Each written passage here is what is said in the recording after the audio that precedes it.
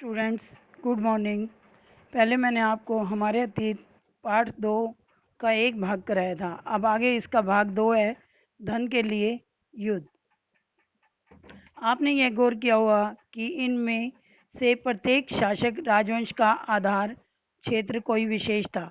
वे दूसरे क्षेत्रों पर भी नियंत्रण करने का प्रयास करते थे। एक विशेष रूप से वांछनीय क्षेत्र था गंगा घाटी में कन्नौज का नगर।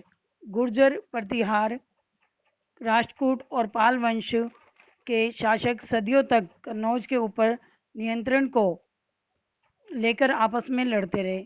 क्योंकि इस लंबी चली लड़ाई में ये तीन पक्ष थे, इसलिए इतिहासकारों ने इसकी चर्चा त्रिपक्षीय संघर्ष के रूप में की है।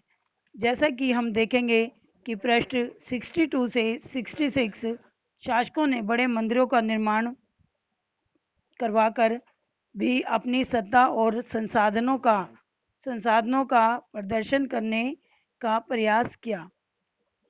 इसलिए जब वे एक दूसरे के राज्यों पर आक्रमण करते थे तो मंदिरों को भी अपना निशाना बनाते थे, क्योंकि इन मंदिरों से उन्हें बहुत सा धन प्राप्त होता था और जो कभी कभी बहुत अधिक संपन्न होते थे। इसके बारे में हम आगे अध्याय 5 में पढ़ेंगे।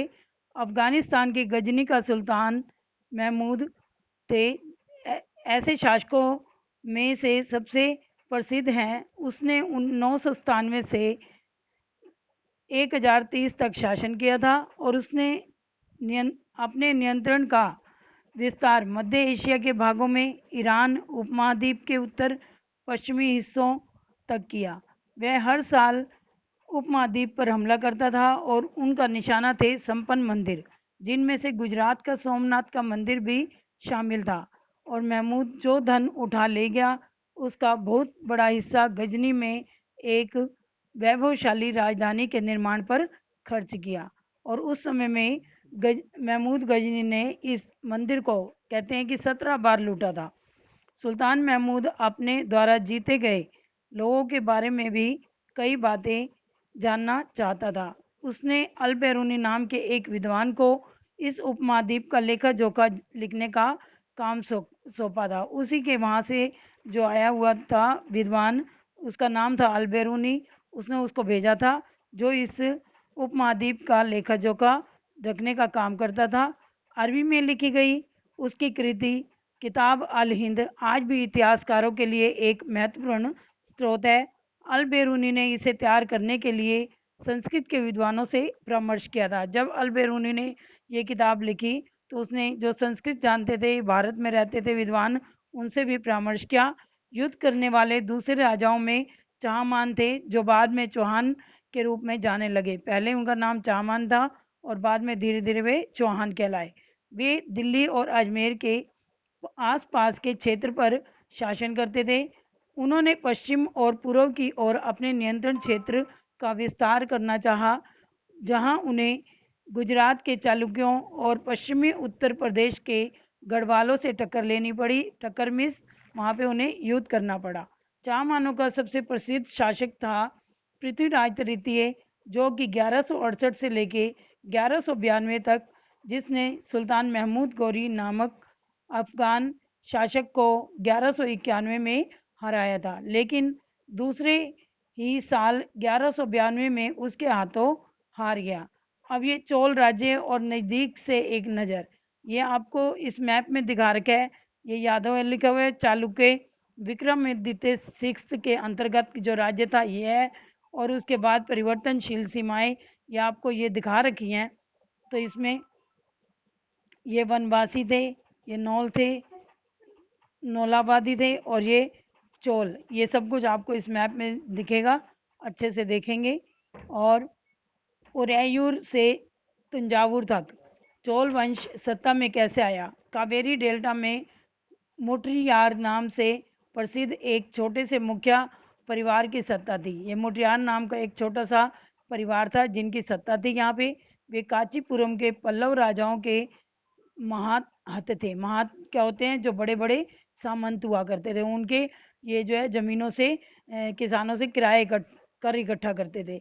और उरियार के चोल वंशीय प्राचीन मुखिया परिवार के विजयालय ने 9वीं सदी के मध्य में मुटियारों को हराकर इस डेल्टा पर कब्जा जमाया और उसने वहां तंजावुर शहर और निशुंभ सूदनी देवी का मंदिर बनाया था। किसने बनवाया था? विजयालय के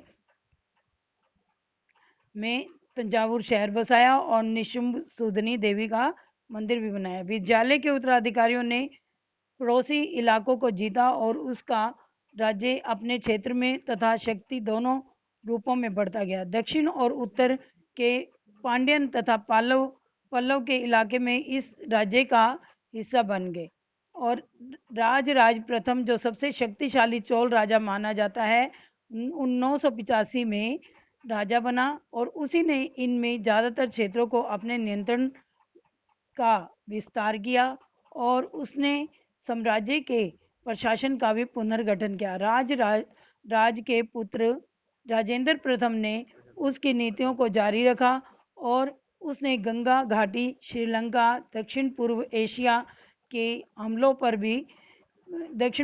के देशों पर भी हमला किया और इन अभियानों के लिए उसने एक जल सेना भी बनाई। भव्य मंदिर और कांस्य मूर्तिकला राज और राजेंद्र प्रथम द्वारा बनवाए गए तंजावुर और गंगई गोंड चोलपुरम के एक मंदिर स्थापत्य और मूर्तिकला की दृष्टि से एक चमत्कार है। चोल मंदिर अक्सर आसपास विकसित होने वाली बस्तियों के केंद्र बन गए। जहाँ पे ये चोल मंदिर बने वहाँ पे आसपास बस्तियाँ भी बन गई और वो फिर जो नगर है ज़्यादा विकसित होने लगे। ये शिल्प उत्पादन केंद्र थे।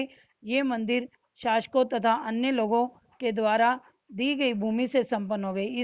इन मंदिरों के लिए या तो शासकों ने भूमि दान दी थी या फिर अन्य लोगों ने दान दी और इस भूमि की उपज उन सारे विशेषज्ञों का निर्वाह करने में खर्च होते थे जो मंदिर के आसपास रहते थे और उसके लिए काम करते थे, जैसे पुरोहित हो गया, मालाकार हो गए, बावर्ची हो गए, मेहतर हो गए आदि, संगीतकार, नृतक इत्यादि। इस दूसरे शब्दों में मंदिर सिर्फ पूजा आराधना के स्थान ही नहीं रहते बल्कि वे आर्थिक, सामाजिक और सांस्कृतिक जीवन का भी केंद्र बन गए थे। और मंदिर के साथ जुड़े हुए शिल्पों में सबसे विशिष्ट था कांस्य प्रतिमाएं बनाने का। कांस्य मीन्स तांबे की मूर्तियां बनाने का काम। चोल कांस्य प्रतिमाएं संसार की सबसे उत्कृष्ट कांस्य प्रतिमाओं में मानी जाती थी। जो चोल में कांस्य प्रतिमाएं बनाई जाती थी, कांस्य की मूर्तियां, वो पूरे विदेशों में, संसार में ये ज़्यादा मूर्तियां उत्कृष्ट थी, आकर्षित थी और ज़्यादातर मूर्तियां जो थी वो देवी देवताओं की